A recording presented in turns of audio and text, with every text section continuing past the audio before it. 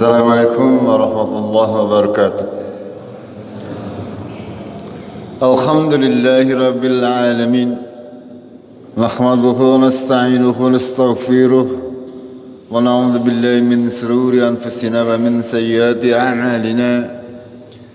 May yahdihillahu fala mudilla lahu wa may yudlilhu fala hadiya lahu.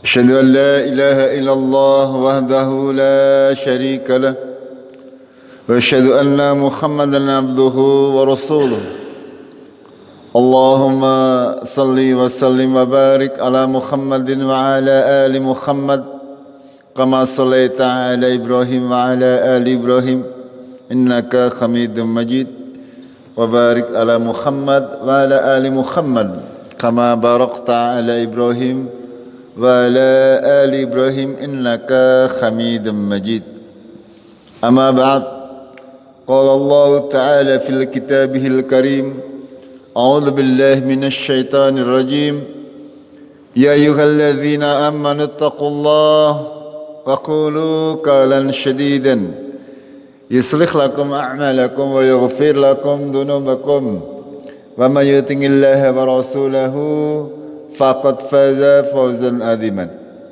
Jemaah maghrib rahimakumullah, marilah kita senantiasa memanjatkan syukur kepada Allah atas segala nikmat, karunia, hidayah, inayah yang sudah diberikan kepada kita semuanya sehingga sampai hari ini kita masuki pertengahan bulan Sya'ban. Setengah bulan lagi insyaallah kita memasuki bulan Ramadan. Sampai hari ini kita masih diberi keteguhan hati untuk istiqomah, terus menerus menjalankan apa yang menjadi kewajiban kita, terus menerus berusaha untuk menjadi manusia-manusia yang pandai bersyukur kepada Allah, dengan senantiasa berusaha memaksimalkan waktu kita untuk menjalani kehidupan ini lebih baik hari demi hari. Mudah-mudahan dengan bekal keistiqomahan kita nanti akan menghadap Allah dalam keadaan tidak banyak membawa kemaksiatan yang akan memperberat timbangan keburukan kita. Kita akan melanjutkan kajian kita tentang beriman kepada hari akhir. Kita semuanya akan menghadapi hari-hari akhir yang sangat-sangat panjang dan sangat menyusahkan. Kita akan memulai hari akhir kita dari saat kematian kita. Ketika Allah sudah menentukan ajal kita sudah memasuki hari akhir kita. Kita akan berada di alam barzakh dan ditemani oleh amal kita. Ketika kita banyak beramal solih, kita akan ditemani oleh amal-amal solih kita. Kalau kita termasuk penghuni surga, oleh Allah akan ditampakkan keadaan surga yang akan kita tempati pagi dan sore di alam barzakh, di kubur kita. Ketika kita adalah ahli neraka, sama juga akan ditampakkan baginya neraka pagi dan sore hari sampai hari kiamat. Lalu ketika hari kiamat tiba, ketika manusia semuanya sudah diwafatkan, dimatikan oleh Allah, bumi diganti dengan bumi yang lain, bumi yang tadinya ada gunung, ada bangunan, ada segala macam, oleh Allah diganti dengan sebuah hamparan yang luas yang kita kenal dengan padang mahsyar. Kita akan dibangkitkan dari kubur kita, dipersatukan antara roh dan jasad kita. Jasad kita mungkin kalau sekarang kita buka kubur daripada orang-orang tua kita, mungkin yang tersisa hanya tinggal napa nih? Ya sudah tidak berwujud.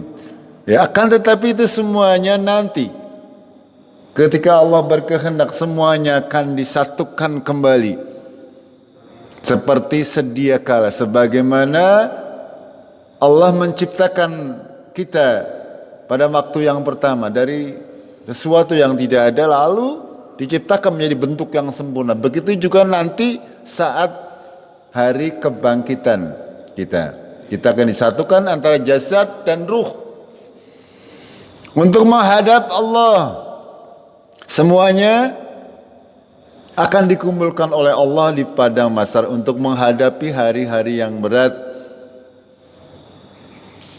sampai kepada dibagikannya kitab catatan amal kebaikan kita. Wa may ya'mal misqala dzarratin khairan yarah wa may ya'mal misqala dzarratin syarran yarah. Siapa yang berbuat kebaikan sekecil apapun pasti akan terlihat, akan dihisab, akan ditimbang oleh Allah. Begitu juga amalan-amalan keburukan, semuanya akan diperlihatkan kepada kita. Setelah semuanya selesai, diputuskan oleh Allah siapa yang berhak masuk neraka. Orang-orang kafir yang tidak ada kebaikan sedikit pun langsung ketika selesai proses di padang mahsyar, selesai proses penimbangan amal, selesai proses qisas dan mizan, itu nanti orang kafir langsung dimasukkan ke dalam neraka. Sementara kaum muslimin masih menghadapi ujian yang berat lagi, yaitu untuk meniti jembatan Syirat di atas neraka Jahannam. Sebagian kaum muslimin selamat tanpa mengalami luka sedikit pun untuk bisa masuk surga sampai kepada tempat yang namanya Qintarah. Sebagian kaum muslimin sampai di Qintarah, akan tetapi banyak menderita kesusahan, banyak mengalami luka-luka yang sangat menyakitkan. Dan sebagian kaum muslimin ternyata tercebur ke dalam neraka. Itu yang akan kita hadapi. Tergantung daripada apa yang kita kerjakan hari ini. Pada saat itulah ada yang dinamakan syafaat, rekomendasi, pertolongan. Pada kajian yang sudah lalu-lalu kita sudah mempelajari ada beberapa macam jenis syafaat, yaitu syafaat yang ditetapkan oleh Allah, yang kedua adalah syafaat yang ditolak oleh Allah. Syafaat yang ditetapkan oleh Allah harus memenuhi dua kriteria. Yang pertama, pemberi syafaat harus mendapatkan izin dari Allah Tabarak wa Ta'ala. Sedangkan syarat yang kedua adalah yang menerima syafaat diridhoi oleh Allah Azza wa Jalla. Itu kemarin sudah kita jelaskan, kami jelaskan panjang lebar. Lalu berikutnya adalah kita kemarin juga sudah sempat sedikit membahas mengenai syafaat khusus yang hanya dimiliki oleh Nabi Muhammad sallallahu alaihi wasallam sebagai manusia yang paling mulia di sisi Allah Tabaraka wa Ta'ala. Beliaulah yang kita harapkan akan dapat memberi syafaat kepada kita. Kita sudah mengetahui bahwasanya walaupun kita sholat dari mulai usia kita harus sholat sampai hari ini, sampai nanti kematian datang kepada kita, kita tetap sholat. Akan tetapi itu semuanya tidak menjamin bahwasanya kita bisa terbebas dari neraka. Tidak ada manusia yang tahu, ya, tidak ada manusia yang tahu apakah sholatnya diterima atau tidak. Ya kecuali ya orang-orang yang sudah dikabarkan oleh Rasulullah menjadi penghuni surga. Dikabarkan oleh Rasulullah menjadi orang-orang yang dipilih untuk bisa masuk surga tanpa hisab. Itu insya Allah diterima. Tapi kita tidak ada jaminan. Manusia secara umum tidak ada jaminan bahwa salatnya dapat menyelamatkan dia dari neraka. Sing salat baik bisa terjebur di dalam neraka. Apa maning sing ora salat eta. Di saat inilah kita membutuhkan syafaat, ya, dari orang-orang yang diberi izin oleh Allah untuk memberikan syafaat. Akan tetapi karena dua syaratnya, kita juga harus memenuhi syarat yang kedua, yaitu menjadi orang-orang yang diridhoi oleh Allah untuk diberi syafaat. Itu. Salah satunya kemarin sudah kami jelaskan, tidak berbuat kesyirikan. Sudah barang tentu, ya. Ketika kita orang-orang yang walaupun sholat akan tetapi masih menyimpan dosa-dosa kesyirikan, akan tidak diampuni oleh Allah Tabaraka wa Ta'ala. Begitu juga ketika orang yang banyak mencela, banyak mengadu domba, banyak menyebar fitnah, tidak akan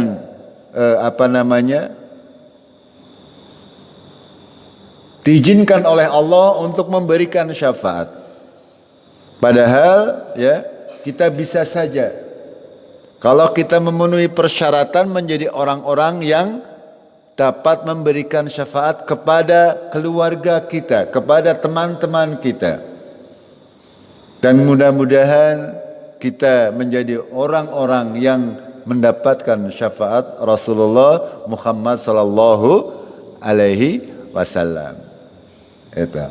Karena Rasulullah orang yang paling mulia kedudukannya di mata Allah dan mendapatkan kedudukan syafaat yang paling tinggi. Dalam sebuah hadis yang panjang, ini kemarin sudah kami bacakan secara sekilas. Rasulullah bersabda, yang artinya setelah orang-orang mukmin dibebaskan dari neraka, ini berarti kaum mukmin sudah melewati syirat, keadaan di mana orang-orang mukmin sudah selamat dari neraka. Akan tapi belum masuk ke surga, masih berada di Kintara. Kemarin sudah kami jelaskan. Untuk apa saja di Kintara itu nanti akan ada yang namanya kisos, akan tetapi sifatnya hanya untuk menghilangkan kedengkian di antara kaum muslimin, sehingga masuk surga benar-benar sudah tidak ada yang namanya iri, dengki dan sebagainya, sudah tidak ada. Itu semuanya dibersihkan pada waktu berada di Kintara. Karena memang pada hakikatnya manusia walaupun ya sudah disidang, sudah didatangkan saksi-saksi, sudah ada keputusan yang jelas, kadang ya tetap saja kita merasa hati kita orang terima. Kadang-kadang seperti itu. Nah, nanti prosesnya di Kintara ini untuk menghilangkan hal-hal yang masih mengganjal, sehingga benar-benar kita berada di surga menjadi orang-orang yang bersaudara, ya, sudah tidak ada rasa iri, rasa yang buruk-buruk, tidak ada semuanya. Demi Allah, zat yang jiwaku berada di tangannya, sungguh kalian begitu gigih dalam memohon kepada Allah untuk memperjuangkan hak orang-orang yang beriman untuk saudara-saudaranya yang berada dalam neraka pada hari kiamat. Saudara-saudara kita yang seiman, ternyata ya masih ada yang berada di neraka. Siapa?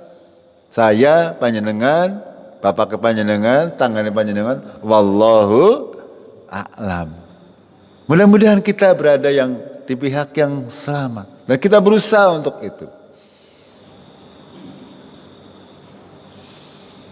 Kaum muslimin begitu gigih memperjuangkan saudara-saudaranya yang sama-sama beriman pada waktu di dunia. Makanya penting ketika di dunia kita mencari teman-teman yang seiman.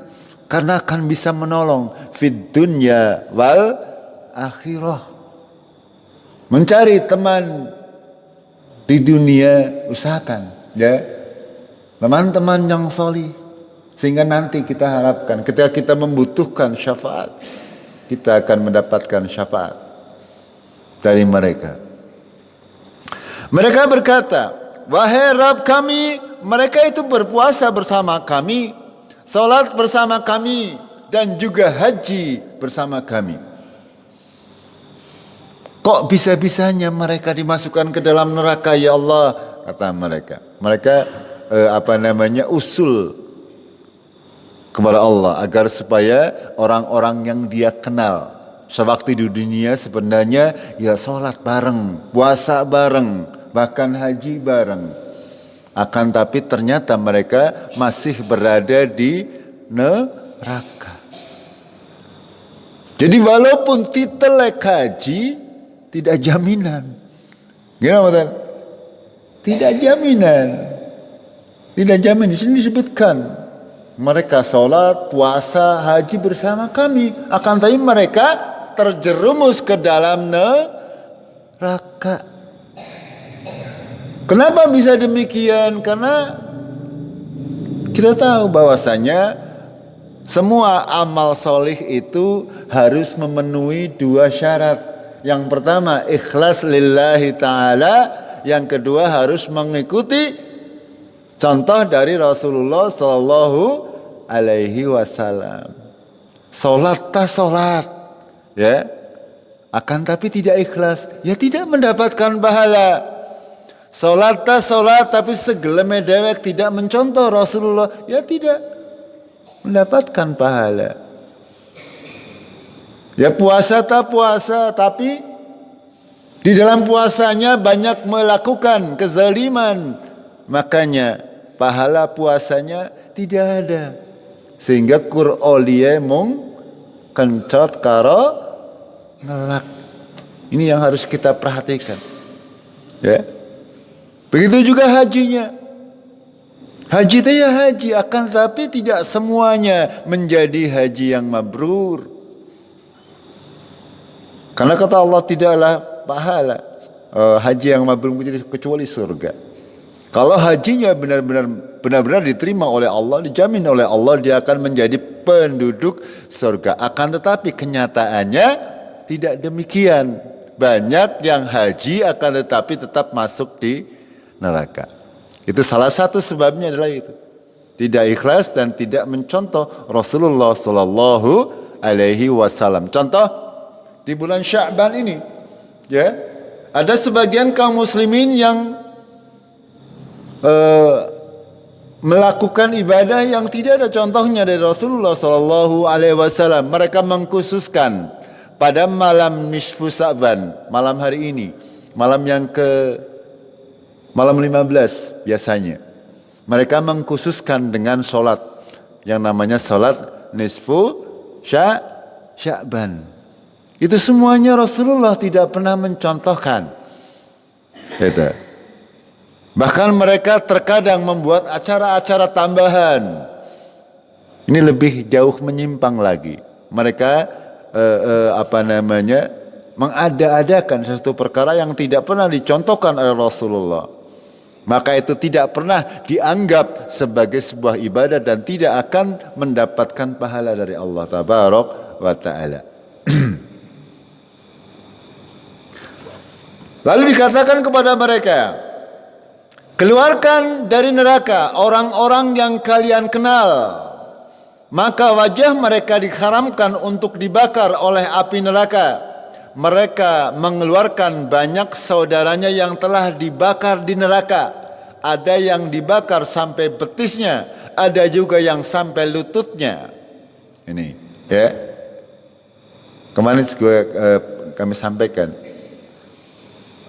orang-orang yang sholat itu anggota sujudnya itu tidak terbakar. Ya, Allah mengharamkan anggota sujud untuk dibakar oleh neraka sehingga masih utuh semuanya. Hanya bagian-bagian yang lain sudah sebagian terbakar. Lalu diselamatkan atas perintah Allah tabarak wa ta'ala. Ini kaum muslimin, ya kaum mukminin yang sudah selamat, mereka sangat getol meminta kepada Allah. Sehingga Allah memerintahkan demikian. Mencari orang-orang yang yang dikenal oleh kaum muslimin, yang dikenal dari bekas sujudnya atau tanda-tanda bahwa dia pernah melakukan sholat sewaktu di dunia. Kemudian mereka berkata, wahai Rabb kami, tidak tersisa lagi orang yang engkau perintahkan untuk dikeluarkan dari neraka. Allah berfirman, kembalilah, siapa saja yang kalian dapati di dalam hatinya memiliki kebaikan seberat dinar, maka keluarkanlah. Ini Allah Maha Rahman, Maha Rahim. Kasih sayang Allah kepada manusia sangat-sangat besar. Sehingga kata Allah, ya, ketika orang-orang yang tadi di kriteria pertama sudah diselamatkan dari neraka, itu Allah memerintah kembali untuk mengeluarkan orang-orang yang mempunyai kebaikan seberat dinar. Lalu berikutnya ketika sudah semuanya diselamatkan dari neraka, kembali menghadap Allah. Allah berfirman, kembali lagi. Keluarkan orang-orang yang ada kebaikan seberat setengah dinar. Sampai kepada kebaikan yang sangat kecil, yaitu seberat biji zarah atau seberat atom. Kebaikan sedikit saja. Itu diselamatkan oleh Allah dari neraka. Artinya tidak abadan, tidak selamanya berada di neraka.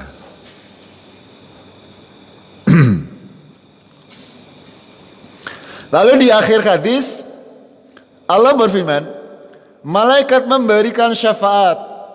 Para nabi telah memberikan syafaat dan orang-orang yang beriman memberikan syafaat, dan tidak ada yang tersisa kecuali Zat yang Maha Penyayang dari semua penyayang. Lalu Allah menggenggam satu genggaman dari penghuni neraka, lalu mengeluarkan satu kaum yang tidak pernah melakukan kebaikan sedikit pun, yang telah menjadi arang yang hitam. Allah itu Maha Penyayang dari semua yang mempunyai sifat penyayang. Makanya ketika sudah disaring-saring, sudah selesai, Allah dengan kasih sayangnya masih menyaring dengan satu genggaman, ya, orang-orang yang tidak pernah melakukan kebaikan sama sekali. Ya, artinya dia tidak pernah mungkin menjalankan sholat, akan tapi karena kasih sayangan Allah ada sebagian yang diselamatkan dari neraka, walaupun ketika diangkat sudah menjadi arang, ya, karena saking lamanya. Berbeda dengan kaum muslimin yang tercebur ke dalam neraka, ya. Itu baru ada yang sebagian kakinya, ada lututnya, ada betisnya atau tumitnya yang terbakar. Akan tapi orang-orang di sini, ya, yang diselamatkan oleh Allah langsung, mereka sudah menjadi arang yang hitam. Allah melemparkan mereka ke dalam sungai dari sumber air surga yang disebut dengan sungai kehidupan. Lalu mereka keluar dari sungai tersebut seperti benih yang tumbuh di aliran sungai. Ya, mereka di dalam hadis disebutkan sebagai golongan jahanam miyun, orang-orang yang pernah masuk ke dalam neraka jahanam. Ini keadaan-keadaan secara umum umat manusia nanti di yaumul qiyamah, ketika sudah ditetapkan oleh Allah tabarak wa ta'ala siapa penghuni surga dan penghuni neraka, akan ada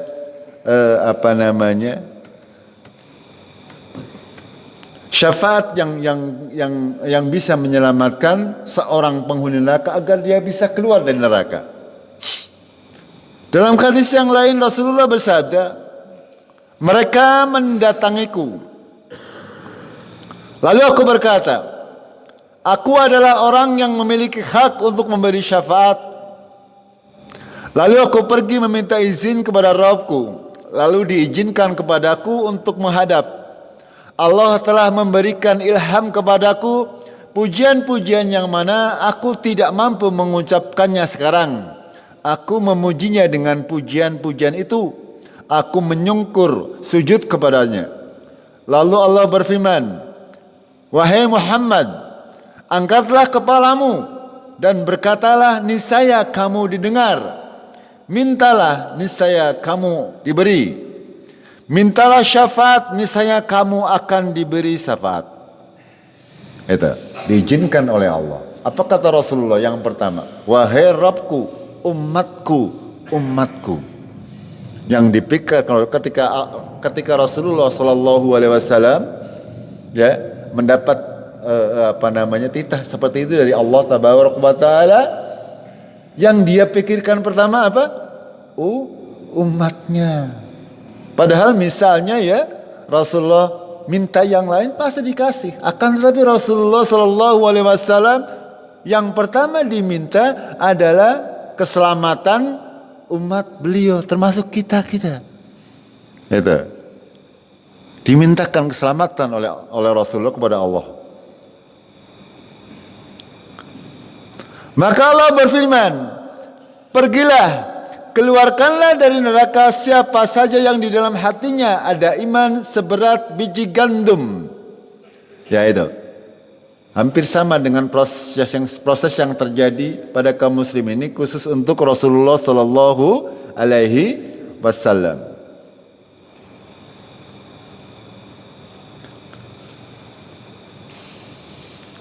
Maka aku pergi dan melakukan perintahnya. Kemudian kembali menemui Rabbku. Aku memujinya dengan puji-pujian tersebut. Kemudian aku menyungkur bersujud kepadanya. Allah berfirman, wahai Muhammad, angkatlah kepalamu dan berkatalah, niscaya kamu didengar. Mintalah, niscaya kamu akan diberi. Mintalah syafaat, niscaya kamu diberikan syafaat. Kedua kalinya Rasulullah bersujud di hadapan Allah, dan yang disebut oleh Rasulullah adalah umat kaum muslimin secara umum. Itu yang diminta oleh Rasulullah untuk diselamatkan. Maka Allah berfirman kembali, pergilah, keluarkan dari neraka siapa saja yang dalam hatinya ada iman sebesar biji zarrah, dan seterusnya. Itu syafaat khusus untuk Rasulullah Sallallahu Alaihi Wasallam. Makanya kita sangat-sangat diperintahkan oleh syariat ini untuk senantiasa berusaha untuk menggapai syafaat Rasulullah Sallallahu Alaihi Wasallam. Bahkan disebutkan ya bahwa Rasulullah bersabda, syafaati li ahlil kabair min ummati. Ya, syafaatku akan aku gunakan untuk memberi syafaat kepada pelaku dosa besar dari umatku, kata Rasulullah Sallallahu Alaihi Wasallam. Dosa besar, pelaku dosa besar yang tidak atau mungkin belum sempat bertaubat, sehingga dia dengan terpaksa harus mondok di neraka. Kadang-kadang ada manusia, ya kita mungkin juga duwe dosa tapi orang tidak sadar sehingga tidak mau meminta ampun kepada Allah Tabaraka wa Ta'ala. Sehingga sampai kematiannya tidak diampuni oleh Allah, sehingga timbangan keburukannya menjadi berat. Sehingga dia masuk ke dalam neraka. Di sini ya nanti akan berlaku syafaat Rasulullah bagi para pelaku dosa besar. Begitu juga syafaat Rasulullah itu untuk penghuni surga agar naik derajatnya. Kalau tadi sahabat Rasulullah yang gunanya untuk mengangkat para penghuni neraka menjadi dikeluarkan dari api neraka. Ya. Ada berapa? Kemarin sudah disampaikan. Yang berikutnya adalah Rasulullah juga mempunyai syafaat untuk meninggikan derajat seseorang di dalam surga. Sebagaimana contoh dalam sebuah hadis Rasulullah Shallallahu Alaihi Wasallam bersabda dalam sebuah doanya, beliau berdoa, Allahumma fir li Ubaid Abi Amir, ya, hatta ra'aitu bayadha ibtaihi, ya. Rasulullah berdoa, ampunilah Ubaid bin Amir. Lalu periwayat hadis tersebut berkata, sehingga aku melihat putih kedua ketiak beliau. Kemudian beliau melanjutkan, Allahumma ij'alhu yaumal qiyamati fawqa katsirin min khalqika aw minan nas. Ya Allah, jadikanlah dia pada hari kiamat di atas banyak makhlukmu atau hamba-hambamu. Ini salah satu contoh bahwasanya Rasulullah mempunyai syafaat untuk meninggikan derajat seseorang. Ya, secara individu disebutkan di sini adalah yang didoakan adalah Ubaid bin Amir. Ubaid Abu Amir, maaf. Dan Ubaid Abu Amir ini nanti akan ditinggikan derajatnya pada hari kiamat. Secara umum kaum muslimin semuanya bisa merangkul hal tersebut menjadi orang-orang yang ditinggikan derajatnya. Nanti ada caranya bagaimana? Nanti di akhir pembahasan mengenai syafaat ini. Dalam hadis yang lain beliau juga berdoa untuk Abu Salamah. Beliau berdoa, Allahumma fir li Abi Salamah warfa' darajatahu fil mahdiyyin. Ya. Ya Allah, ampunilah Abu Salamah dan angkatlah derajatnya bersama golongan orang-orang yang mendapat. Ini contoh-contoh daripada syafaat Rasulullah untuk meninggikan derajat seseorang. Gitu. Setelah kita fahami bahwa kedudukan Rasulullah nanti di yaumul qiyamah sangat tinggi di hadapan Allah, maka kita berusaha menggapai menjadi orang-orang yang diberi syafaat oleh Nabi Muhammad sallallahu alaihi wasallam. Sekarang kita bahas mengenai cara-caranya bagaimana. Yang pertama sudah tentu, ya, kita harus menjadi muslim yang taat, menjadi hamba yang senantiasa beribadah kepada Allah dengan ikhlas dan dengan senantiasa mencontoh sunnah Rasulullah Sallallahu Alaihi Wasallam. Itu yang utama, yang pertama. Walaupun kita misalnya nanti ada amalan-amalan contoh, yang pertama, ya, yang pertama misalnya kita tidak syirik, akan tapi tidak salat, ya tidak akan mendapatkan syafaat. Gimana Ustaz? Kita banyak sehabis azan misalkan panjenengan berdoa untuk mendapatkan syafaat Rasulullah. Akan tetapi salat panjenengan tidak sesuai dengan contoh Rasulullah atau ibadah tidak sesuai dengan contoh Rasulullah, itu semuanya juga akan mengurangi, ya, sehingga kita tidak menjadi orang-orang yang mendapat syafaat dari Allah, dari Rasulullah Sallallahu Alaihi Wasallam. Yang pertama adalah mentauhidkan Allah Azza wa Jalla dan tidak berbuat syirik sedikit pun. Yang jadi masalah terkadang kita tidak paham, ya, bahwa yang kita lakukan adalah sebuah kesyirikan. Itu yang jadi masalah itu. Kalau zaman dahulu sih mudah, ya, untuk mendefinisikan sebuah kesyirikan mudah. Zaman sekarang ini agak sedikit susah, ya, karena orang-orang banyak yang menuhankan organisasi, ya, ada yang menuhankan partai, ada yang menuhankan orang-orang tertentu. Ini terkadang yang bikin kesyirikan ini tidak bisa hilang dari kita. Ketika ada seseorang yang misalnya lebih memilih aturan partai golongan daripada Al-Quran dan Sunnah, ini sudah termasuk syirik. Walaupun derajatnya syirik kecil. Padahal di sini syaratnya adalah mentauhidkan Allah Azza wa Jalla dan tidak berbuat syirik sedikit pun. Untuk bisa menggapai syafaat Nabi Muhammad sallallahu alaihi wasallam. Dalam sebuah hadis Rasulullah bersabda, setiap nabi memiliki doa yang dikabulkan. Setiap nabi bersegera untuk dikabulkan doanya tersebut. Sesungguhnya aku menangguhkan doaku sebagai syafaat umatku pada hari kiamat ini. Okay.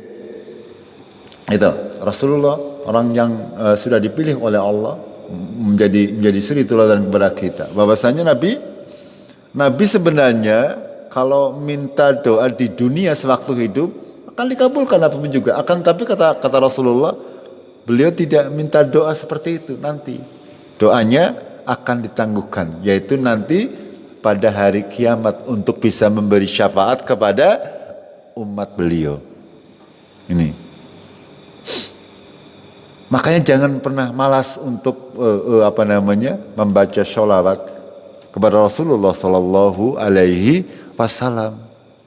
Rasulullah sangat peduli kepada kita kaum muslimin, sangat sayang kepada kita kaum muslimin. Lalu beliau melanjutkan, syafaatku akan mengenai seluruh umatku dengan kehendak Allah bagi siapa saja yang meninggal dalam keadaan tidak syirik, tidak menyekutukan Allah dengan sesuatu apapun. Ya, harus kita ingat.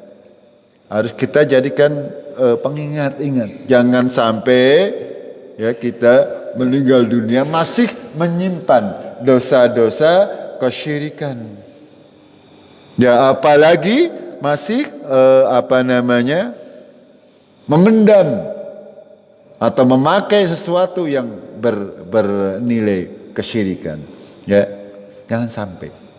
Ketika kita meninggal dalam keadaan masih syirik kepada Allah, ya, kita tidak dijamin oleh Rasulullah untuk mendapat syafaat beliau, karena memang tidak diridhoi oleh Allah. Pelaku kesyirikan walaupun Rasulullah diridhoi, akan tapi yang diberi syafaat ini yang tidak diridhoi, sehingga tidak berlaku syafaat Rasulullah Sallallahu Alaihi Wasallam. Itu.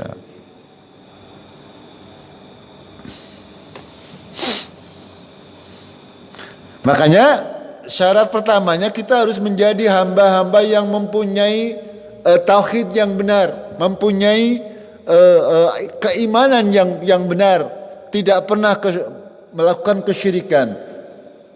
Ya. Tidak pernah kita mempercayai hal-hal yang membuat akidah kita menjadi rusak. Tidak pernah kita bersandar kepada selain Allah. Tidak pernah kita percaya bahwasanya ada kekuatan di dunia ini yang bisa menandingi kekuatan Allah. Ini yang harus kita kuatkan, agar supaya kita menjadi manusia-manusia yang insya Allah mendapatkan syafaat dari Rasulullah Sallallahu Alaihi Wasallam. Dalam sebuah hadis dari Abu Hurairah, Rasulullah dia berkata, wahai Rasulullah, siapakah orang yang paling bahagia dengan syafaatmu pada hari kiamat? Rasulullah bersabda, wahai Abu Hurairah, sungguh aku telah menduga tidak ada seorang pun yang menanyakan tentang hal ini sebelum engkau, karena aku tahu semangatmu bertanya tentang hadis. Orang yang paling bahagia dengan syafaatku pada hari kiamat adalah orang yang mengucapkan la ilaha illallah murni dari dalam hatinya atau jiwanya. Itu. Kalimatnya sederhana, la ilaha illallah. Barang siapa yang meninggal dunia, akhir kalimatnya la ilaha illallah dakhalal jannah. Akan tapi tidak semudah itu. Gini betul? Tidak semudah itu. Harus murni dari dalam hatinya dan jiwanya. Ketika dia benar-benar mengakui bahwasannya tidak ada ilah yang berhak disembah kecuali Allah. Tidak ada zat yang bisa menguasai kehidupan ini kecuali Allah. itu baru akan mendapatkan syafaat Rasulullah Sallallahu Alaihi Wasallam. Ya walaupun hanya ucapan ini, ya. Apakah dia langsung masuk surga? Ya tidak begitu, gitu. Ya, ketika kita mendapati sebuah hadis Rasulullah misalkan, ya, Rasulullah bersabda dalam hadis sahih bahwa barang siapa yang akhir hidupnya mengucapkan la ilaha illallah dakhalal jannah, masuk ke dalam surga, akan tetapi tetap melalui proses yang sama. Ya, ketika kebaikannya banyak atau sedikit nanti ditimbang. Ya, ketika dia ternyata kebaikannya hanya itu ucapan terakhirnya, nah itu berarti ada kemungkinan dia diselamatkan melalui syafaat Rasulullah dari api neraka. Artinya dia sudah masuk neraka, akan tapi karena dia di akhir hidupnya walaupun orang itu sholat, tapi ternyata di akhir hidupnya dia bersyahadat. Itu maksudnya. Bukan berarti dia cukup dengan mengucapkan la ilaha illallah sekali saja langsung masuk surga, tidak demikian. Paham ya? Itu.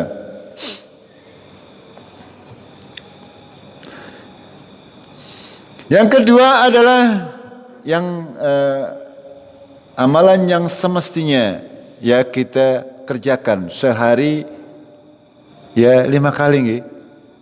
Rasulullah bersabda, "Man qala khina yasma'un nida." Barang siapa yang mengucapkan ketika mendengar suara adzan, setelah selesai ada mendengar suara adzan, bukan sing adzan nggih yang berdoa. Tamat. Man qala khina yasma'un nida. Barang siapa berdoa ketika mendengar suara azan, Allahumma rabba hadhihi da'wati tamah wa salatil qa'imah ati Muhammadanil wasilata wal fadilah wa ba'as'u maqama mahmudanil ladzi wa'addah. Ya, ini doa setelah mendengar azan.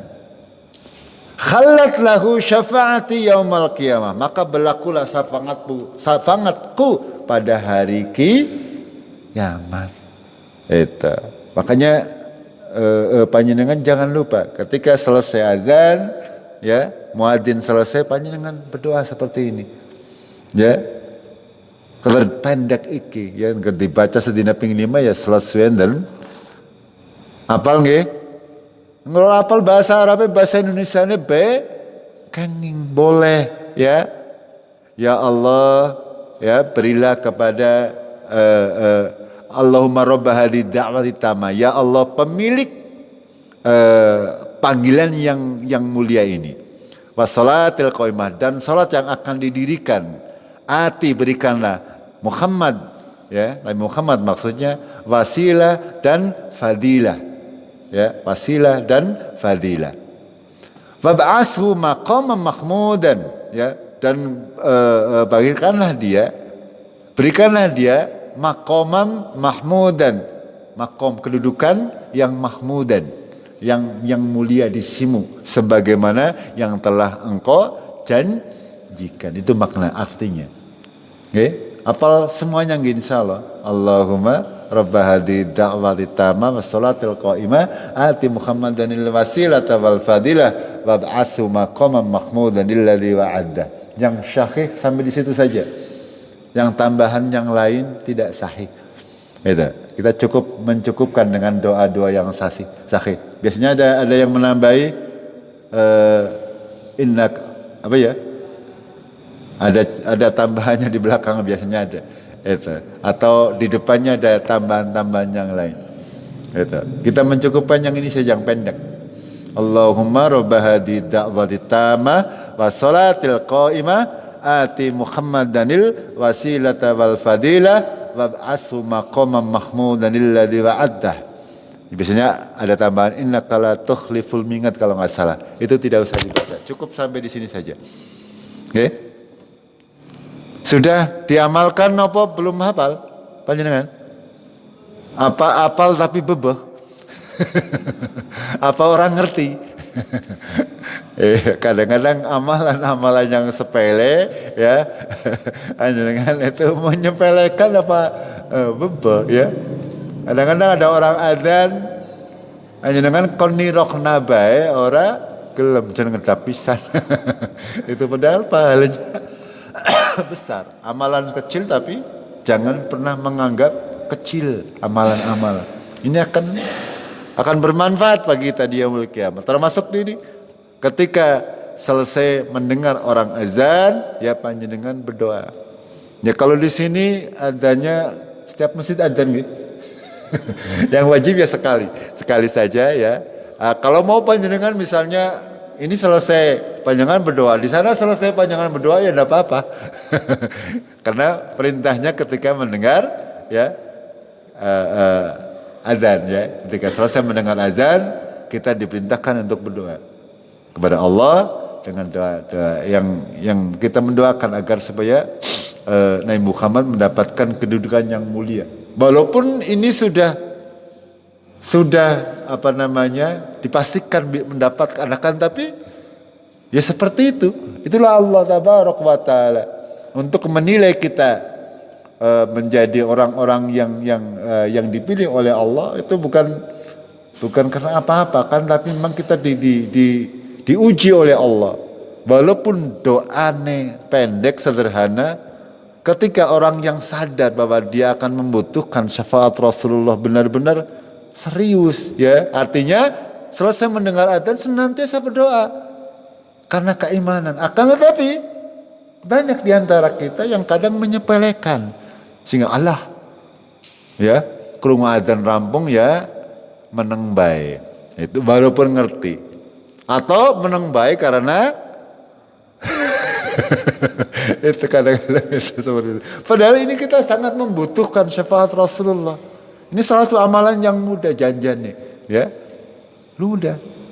Allahumma rabba hadhihi da'wati tamah wassalatil qa'imah ati Muhammadanil wasilata wal fadilah wab'as'u maqamman mahmudanil ladzi wa'adtah. Itu doanya. Ya Allah, ya pemilik panggilan yang mulia ini dan sholat yang akan didirikan, berilah Muhammad sallallahu alaihi wasallam wasilah dan fadilah, keutamaan ya, dan bangkitkanlah kedudukan yang mulia bagi Rasulullah sallallahu alaihi wasallam yang memang sudah engkau janjikan.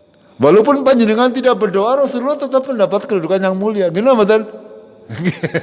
Yang butuh itu siapa? Kita. Makanya kalaupun panjenengan tidak membaca doa ini, Rasulullah dapat mendapatkan maqam mahmudan karena sudah dijanjikan oleh Allah.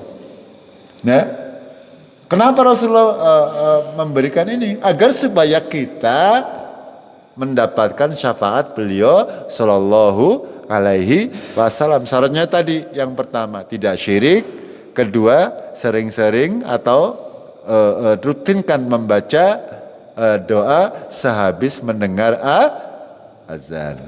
Gitu. Apalagi bersabar tinggal di kota Madinah ini sulit karena kita di Cikadung ya. Dalam sebuah hadis Rasulullah bersabda, sesungguhnya aku telah menjadikan tanah di antara dua bukit batuan hitam di antara timur dan barat Madinah haram untuk dipotong duri-durinya atau dibunuh hewan buruannya. Ini ada dua kota yang memang diharamkan ya menjadi kota-kota suci ya oleh Rasulullah, yaitu Mekah dan Madinah. Beliau sallallahu alaihi wasallam bersabda, sesungguhnya kota Madinah lebih baik bagi mereka jika mereka mengetahuinya. Tidaklah seorang pun meninggalkannya karena tidak menyukainya, melainkan Allah akan menggantikan dengan orang yang lebih baik daripadanya. Tidaklah seorang pun yang bersabar atas sulitnya hidup atau tinggal di Madinah, kecuali aku akan beri syafaat atau saksi baginya pada hari kiamat. Itu. Di Madinah memang tidak seperti di Cikadung, di sana ya langatan tahunan, nggak ada hiburan ya. khusus di kota Madinah. Kalau kota-kota Arab yang lain sih hampir sama, ya. Ada banyak kemaksiatan. Tapi khusus untuk dua kota ini memang namanya kota haram, ya. Itu pengawasannya juga ketat oleh aparat, ya. Tidak dijumpai kemaksiatan tidak dijumpai di sana. Itu. Akan tapi mungkin untuk hal ini kita sebagai pengetahuan saja. Misalkan boleh panjenengan punya cita-cita nyong Arab hijrah maring Madinah boleh. Ada yang kepengen, ya, atau pengen berkunjung ke sana, ya sudah, tentunya boleh. Lanjutkan yang terakhir, memperbanyak sujud atau salat. Ini pasti, ya, sebagaimana sabda Rasulullah Shallallahu Alaihi Wasallam kepada pembantunya. Di antara hal yang Nabi Shallallahu Alaihi Wasallam tanyakan kepada pembantunya adalah, apakah engkau memiliki keperluan? Dia berkata, sampai pada suatu hari dia berkata, wahai Rasulullah, saya memiliki keperluan. Beliau bersabda, apa keperluanmu? Dia berkata, keperluanku adalah agar engkau memberi syafaat kepadaku pada hari kiamat. Lalu beliau bersabda, apa yang membuatmu untuk meminta hal ini? Dia berkata, Rabbku yang menunjukkan hal itu. Beliau bersabda, jika memang tidak ada keperluan lain, maka bantulah aku dengan memperbanyak sujud. Jadi di antara amal-amal yang membuat kita, ya, mendapatkan syafaat Rasulullah adalah dengan memperbanyak sujud. Artinya tidak hanya mencukupkan dengan sholat 5 waktu. Perbanyak juga sholat sunnah. Tapi rutinkan, jangan tidak rutin. Allah tidak suka dengan amalan sing akeh tapi tidak rutin. Panjenengan misalnya belajar ketika sehabis sholat maghrib, ya rutinkan untuk sholat 2 rakaat ketika sampai di rumah. Rutinkan. Nanti mungkin kedepannya lagi setelah isya, kedepannya lagi sebelum subuh, kedepannya lagi 2 rakaat sebelum dan sesudah zuhur. Itu rutinkan. Ini maksud daripada memperbanyak sujud atau sholat. Kalau sudah rutin, silakan. Itu. Yang lebih afdal tentunya dengan sholat pada waktu malam atau sholat tahajud. Begitu, ya? Itulah amal-amal yang bisa kita lakukan untuk menggapai syafaat Nabi Muhammad Sallallahu Alaihi Wasallam. Pada akhirnya, marilah kita perbanyak salawat kepada Rasulullah Sallallahu Alaihi Wasallam agar supaya kita menjadi umat-umat beliau yang akan mendapatkan syafaat beliau Sallallahu Alaihi Wasallam nanti di hari kiamat. Akhirnya kita akhiri dengan kafaratul majlis. Subhanakallahumma bihamdik asyhadu an la ilaha illa anta astaghfiruka wa atubu ilaik. Assalamualaikum warahmatullahi wabarakatuh.